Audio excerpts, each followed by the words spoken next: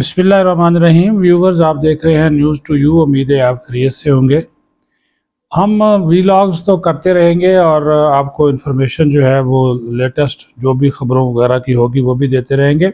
लेकिन चूँकि आम इंतखाबात होने जा रहे हैं तो आप लोगों की दिलचस्पी ज़्यादा ये होगी कि मुख्तलिफ़ जो कौमी असम्बली और सूबाई असम्बली के हलके हैं वहाँ से कौन से उम्मीदवार हैं, किसकी पोजीशन मजबूत है, कौन सी बरादरियाँ इसमें अहम किरदार अदा कर सकती हैं किसी की जीत और हार में। तो वो भी हम आपको वक्तन फ़वक्तन जो है वो उससे उस हवाले से आगाह करते रहेंगे ताकि आपको इल्म हो कि और आप ख़ुद फिर उस पर फ़ैसला भी कर सकें कि कौन सी जो जमात है वो जीत सकती है। तो आज से हम इसका आगाज़ कर रहे हैं। तो आज सबसे पहले हम बात करेंगे कौमी असम्बली का, जहाँ से ये हलके शुरू होते हैं पंजाब के। अटक तो अटक के 2 कौमी असम्बली के हलके हैं, 5 सूबाई असम्बली के हलके हैं।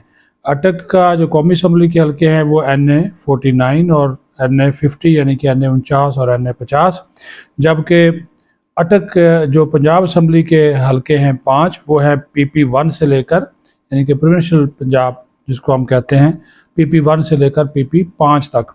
तो 5 नशिस्तें जो हैं वो यानी कि सूबाई असम्बली की हैं, 2 नशिस्तें जो हैं वो कौमी असम्बली की हैं।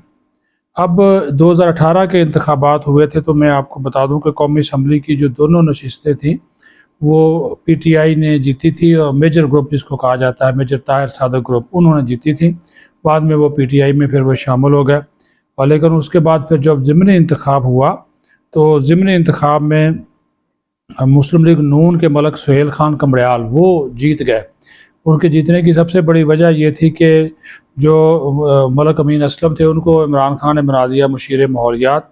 वो मेजर रिटायर्ड ताहिर सादक के मुखालफ थे, तो मेजर ताहिर सादक भी उसके मुखालफ थे। तो फिर मेजर रिटायर्ड ताहिर सादक ने नून लीग के जो उम्मीदवार थे मलक सुहेल खान कमड़याल, उनकी सपोर्ट कर दी और इस तरह फिर वहाँ पे PTI को ज़िमनी इंतखाब में शिकस्त हुई और वो सीट नून लीग के पास चली गई ज़िमनी इंतखाब में, क्योंकि दोनों सीटें जिस तरह मैंने आपको बताया कि जीती थी मेजर रिटायर्ड ताहिर सादक ने। अब यहाँ पे NA 49 में मुकाबला जो है वो होगा शेख आफ्ताब है मुस्लिम लीग नून के, और मेजर ग्रुप का मुकाबला होगा यानी कि मेजर रिटायर्ड ताहिर सादक वो लड़ेंगे। और ये कहा जा रहा है कि वो PTI की बजाय आज़ाद इलेक्शन लड़ेंगे, और अगर वो ना लड़े तो फिर उनकी बेटी है ईमान वसीम, वो इस हल्के से इंतखाब लड़ेंगी। जो NA 50 है वहाँ पे मलक सुहेल खान कमड़याल मुस्लिम लीग नून की तरफ से होंगे, और जुल्फ़ी बुखारी का इलेक्शन लड़ने का इम्कान था लेकिन वो बाहर चले गए और वो मतलूब हैं, तो वो उनका वो अब इम्कान नहीं है। तो फिर यहाँ से भी कहा जा रहा है कि ईमान वसीम ही इन दोनों नशिस्तों से, या मेजर ताहिर सादक वो दोबारा दोनों नशिस्तों से लड़ सकते हैं। और साथ में सरदार सलीम हैदर पीपल्स पार्टी के NA 50 से, वो भी पीपल्स पार्टी की तरफ से उनकी सपोर्ट करेंगे। और सरदार सलीम हैदर को जो हमायत हासिल है, ये बड़ा इंटरेस्टिंग पहलू है इस हल्के का, वो हासिल है आसिफ अली मलिक की।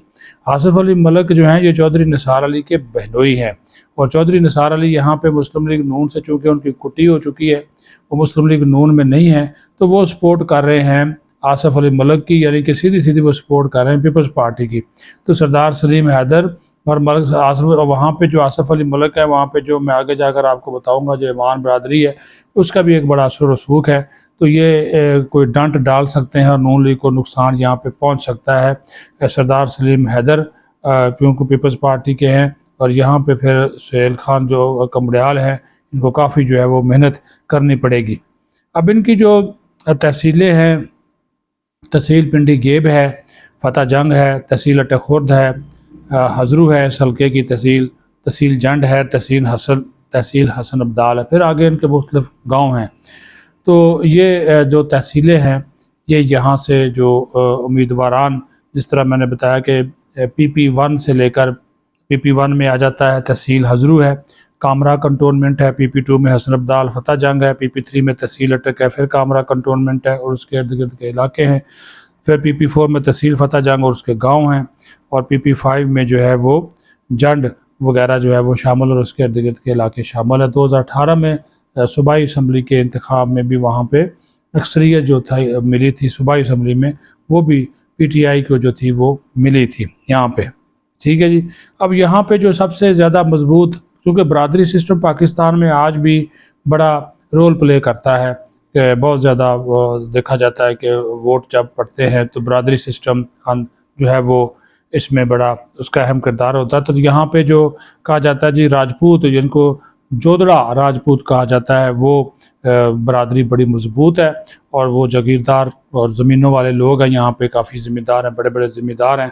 तो ये काफ़ी असर रसूख वाली सबसे ज़्यादा असर रसूख वाली बरादरी यहाँ पे समझी जाती है, जिसको हम जोधड़ा राजपूत या राजपूत कहते हैं। दूसरे नंबर पे जो है वो ईवान बरादरी है या मलक बरादरी कह लें, वो इसमें बड़ा उनका असर रसूख जिस तरह मैंने बताया कि आसिफ अली मलक जो हैं वो सपोर्ट कर रहे हैं सरदार सलीम हैदर को और उनका असर रसूख वहाँ पे बहुत ज़्यादा है। फिर वहाँ पे मुग़ल बरादरी है नंबर तीसरे पे और चौथे पे गखड़ जो बरादरी है वो भी इसमें बड़ा अपना रोल प्ले करेगी। जो असर रसूख वाली वहाँ पे शख्सियात हैं वो मलक मोहम्मद अमीर ख़ान हैं, मौलक अलायार ख़ान यानी उनकी फैमिली है वो तो इंतकाल कर गए, जो चेयरमैन पीएसी भी रह चुके हैं।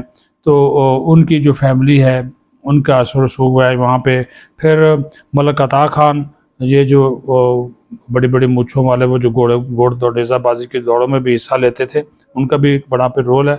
चौधरी शेर अली है वहाँ पे, कर्नल रिटायर्ड अनवर हैं इस्तेहकाम पाकिस्तान पार्टी के, कर्नल रिटायर्ड अनवर ख़ुद भी हिस्सा लेंगे इस्तेहकाम पाकिस्तान पार्टी के, लेकिन यहाँ पे उनका इतना ज़्यादा वो वोट बैंक जो है वो नहीं है, लेकिन फिर भी कहा जा रहा है कि वो यहाँ पे इंतखाब में हिस्सा लेंगे इस्तेहकाम पाकिस्तान पार्टी की जानिब से और सीट एडजस्टमेंट अगर हो गई तो फिर जो है इनकी बात जो है वो बन सकती है।